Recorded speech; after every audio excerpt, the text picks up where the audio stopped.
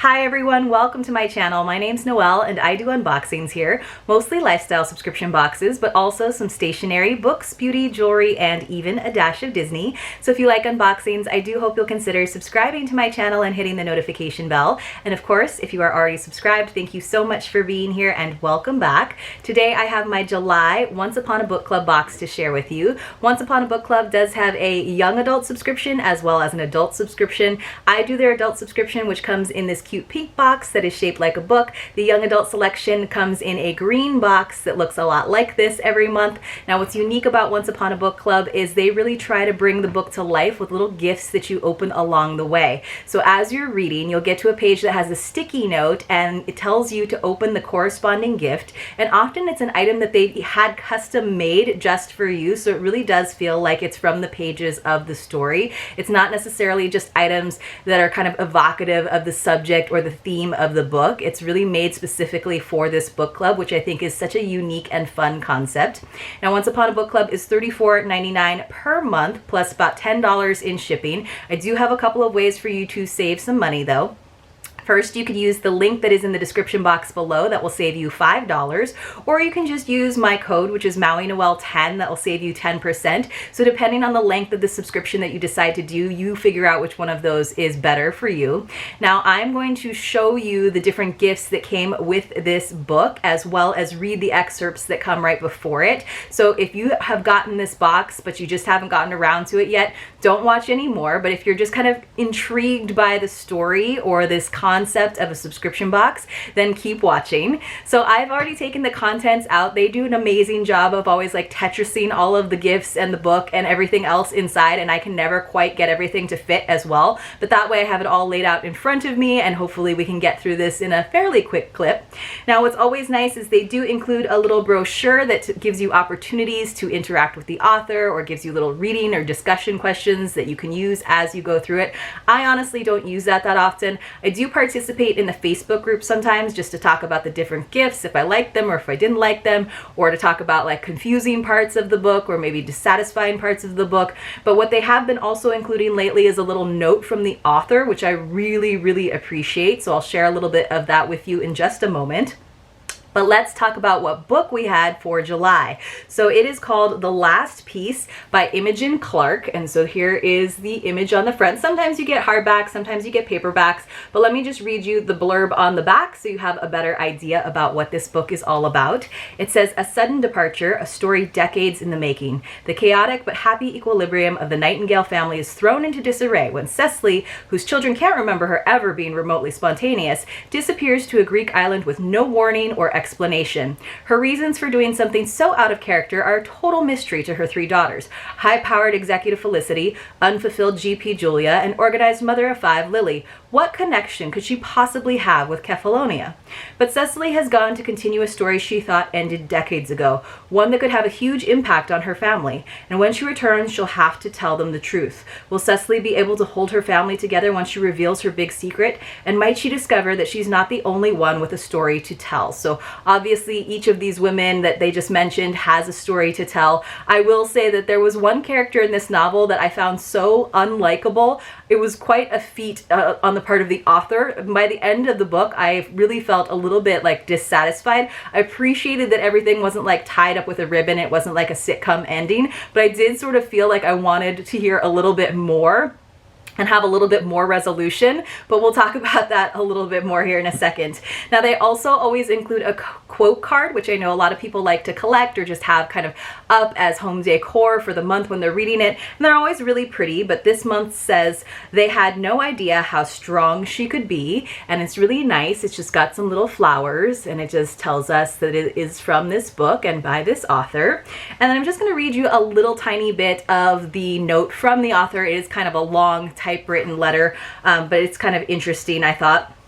Says, hi there, I'm so thrilled that you're reading the last piece. It's my 4th published novel and currently my favorite. I've tried not to put any spoilers in this note, so please feel free to read it at any stage. As with many of my stories, this one has a family at its heart. I find family dynamics endlessly fascinating. The relationship between sisters is particularly intriguing to me.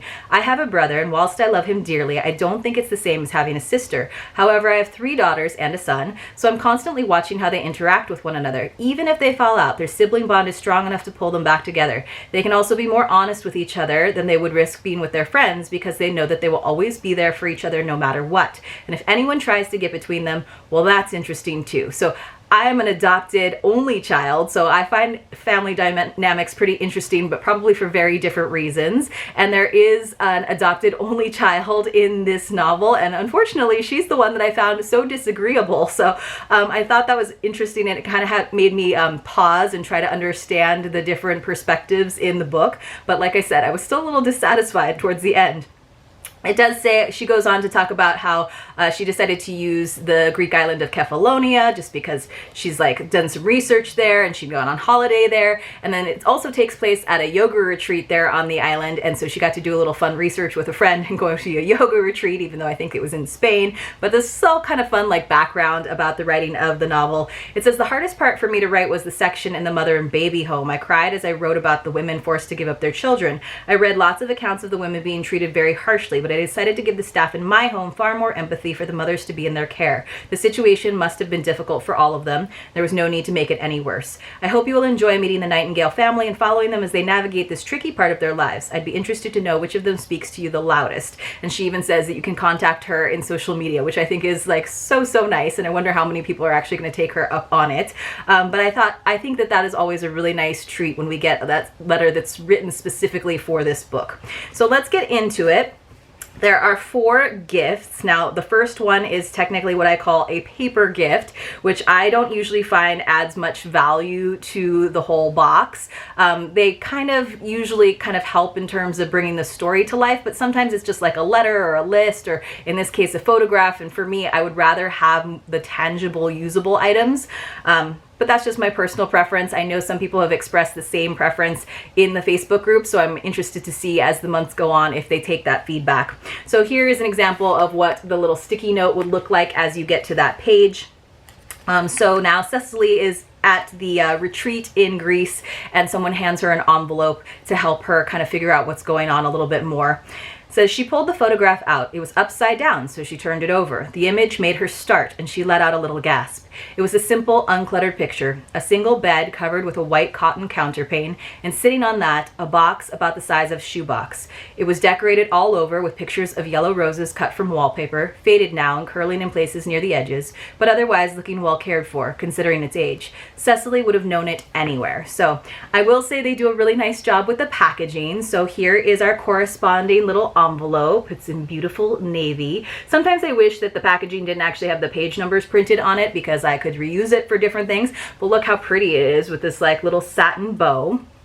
So let me open it up so we can see. And it's always kind of fun, like guessing, of course, if what the gift is. And usually I'm right. Every once in a while, though, I get surprised. So let me just pull this photograph out, and here it is. It is just the box. So for me, while it's kind of fun to like have the experience of opening the envelope like the character did, like this doesn't necessarily add much, and I don't know what to do with it afterwards. Like I feel bad throwing it away. I'm not necessarily going to give the book to someone because I might not necessarily want to give them all of the gifts that came with it. I will say that if you missed out on this one, sometimes they do have past boxes that you can just buy in their shop, or you can even get like used boxes with all of the gifts, or sometimes just part of the gifts collection in a buy, sell, and trade group that is on Facebook. So if you're interested, definitely check that out if you want any of the gifts to go along with the book, because I know you can definitely find the book on your own if you want to. So let's flip to the next one. So that one was like a few pages in, right? It was on page like 47. Sometimes you get a gift in like the first few pages, which I really like. Lately, we've been having gifts that are sort of at the end, which is always kind of nice because usually it's like a talisman piece. It's something that's really like a symbol of the book. So it's always very satisfying when you get that gift in tangible form. So now we're on page 97. That's the next one. And this is in the home of one of the sisters. It's the high-powered executive Felicity, and and she's down in the kitchen with her son and her husband. So this husband asks for some coffee, and then the son says, "I can get it for you, Daddy," said Hugo. And before either of them could stop Hugo, he had slipped down from his place and was lifting the full cafetiere. "Put it down, darling, it's hot," Felicity said shrilly, standing to take it from him. But Hugo, anxious to show how very capable and grown-up he was, turned quickly away from her and sent the cafetiere knocking into Richard's leg. The coffee splashed up and over his shirt. So you can probably guess, even though this is a disastrous moment, that we are going to get this lovely kitchen item. So here is, again, some of their beautiful packaging where they have the page number printed right on the box. And I was very happy that this came wrapped so well. It did have some bubble wrap around it. And indeed, we did get our cafetiere, which I wasn't honestly sure what a cafetiere was. This does take place in the UK, so some of the spelling is a little bit different. Some of the words are a little bit different vocabulary than we're used to. But it's basically a cute little French press, which I was excited to receive. And it's like a smaller one. So I have a French press, but it's a little bit of a bigger one. So this is nice because it's a little bit more like single serving, like nice one big cup of coffee or tea. But it's actually glass, and it seems really well made. And what I really appreciated about this item was that it wasn't necessarily branded with Once Upon a Book Club's logo or even anything connecting it to this particular book, because sometimes I like to regift the items and it's a little bit strange, obviously, if it has a quote from the book or a page number or Once Upon a Book Club written on it. Sometimes I think that's sweet and it helps you remember the book fondly, and sometimes I'm I probably won't use it as much because it has that branding on it. So I appreciated that. As far as I can tell, this one does not. So let's keep going and see what our next gift was. There was a total of 4. Now the next one didn't come until page 186. So now this is at the end of Cecily's stay in Greece, and she has found out a little bit more about why she was summoned there. Cecily's eyes brimmed with tears. She lowered her head and, without speaking to the receptionist, walked straight towards the minibus. As the bus speeded through the narrow streets to pick other passengers up, Cecily found her sunglasses in her bag and put them on. She held a clean tissue to her face, but with a gargantuan effort, she found she was able to contain her emotion, not allowing it to overflow and impinge on those around her. This was something she was good at. After all, she had plenty of practice. So this gift came in this little box, which was kind of bursting at the seams, and you probably can guess what was in here.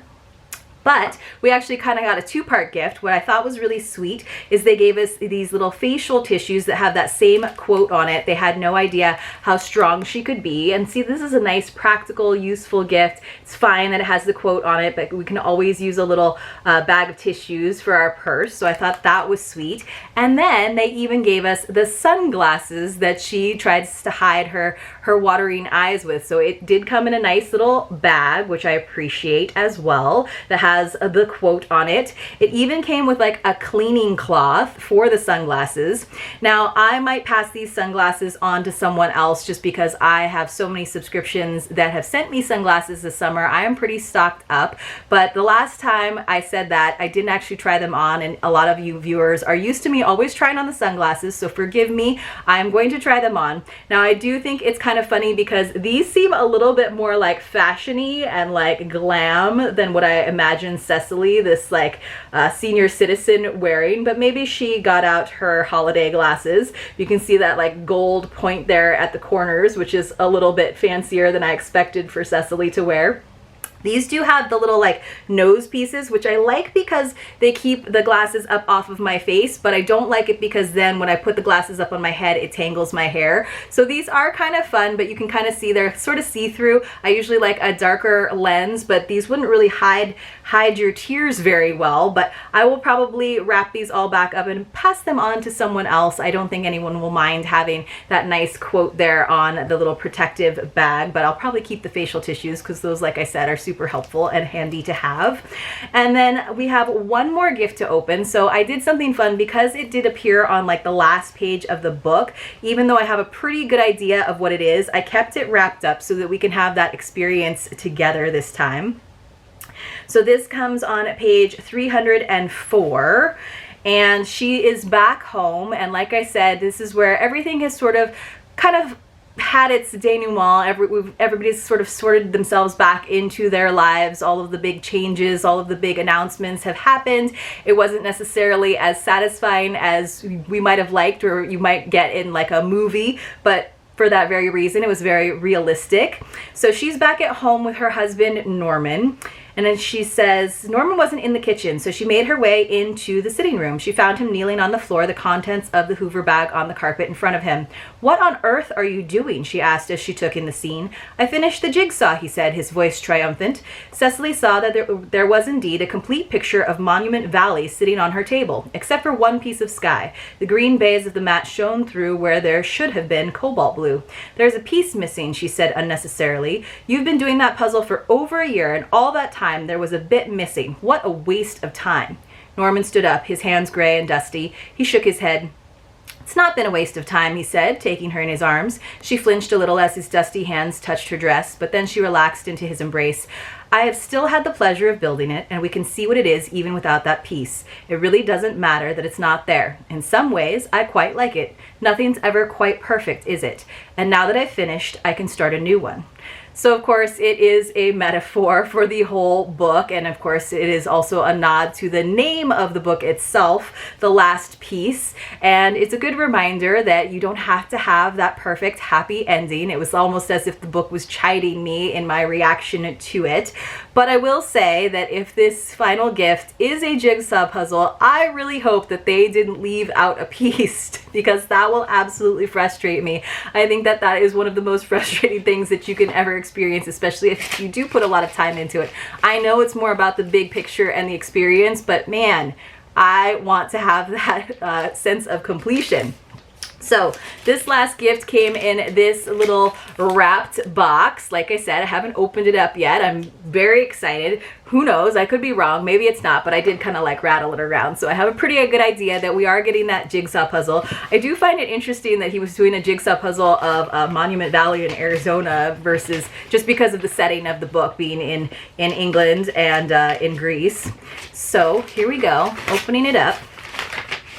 And indeed, it is a jigsaw puzzle. Now this is, I'm already a little bit worried, you guys. So on the bottom of the box, it says the missing piece. And I'm hoping that this is not their way of just like satisfying us and also helping us out with the puzzle by showing us what the missing piece would be. Like I said, that would be really frustrating, but it is a really pretty image. So here it is, nice box as well. So here is that. I haven't actually been to Monument Valley. I've been to a lot of parks in Arizona and Utah and around there that have similar scenery, but I need to put that on my list to get there very, very soon. So it doesn't have like the cobalt blue sky that she was talking about, but it is lovely. And I am, like I said, really hoping there's not a missing piece in there. Let me just open it up. So it's like a nice like box that you can keep everything in. Doesn't say the dimensions of it either, so you know, are you one of those people that does the border first? Because I always think that helps, but then you have to do the border first, and hopefully you've selected a coffee table or a piece of poster board that is big enough to contain the whole thing. So here it is. All the pieces are in plastic right now. I will say on the back side of them it has letters printed, so I guess that's like a little cheat to kind of help you along with it. The pieces are pretty small, so it does look like a pretty challenging one. It doesn't even like give us the information in terms of like how many pieces it is, or like I said, the dimensions. So I'm just gonna have to go with it and see how it goes and trust the process and hopefully enjoy the process. Let me know if you guys have done any jigsaw puzzles during this crazy quarantine time. Let me know what you thought about the gifts in this particular Once Upon a Book Club box. If you've read the book, definitely feel free to share some comments below. Let me know what you thought about all of the different characters and the one that I'm talking about, Marnie, who frustrated me to no end. If you did enjoy this video, please do give it a thumbs up. It really helps me out, and hopefully I will see you all very, very soon in my next unboxing.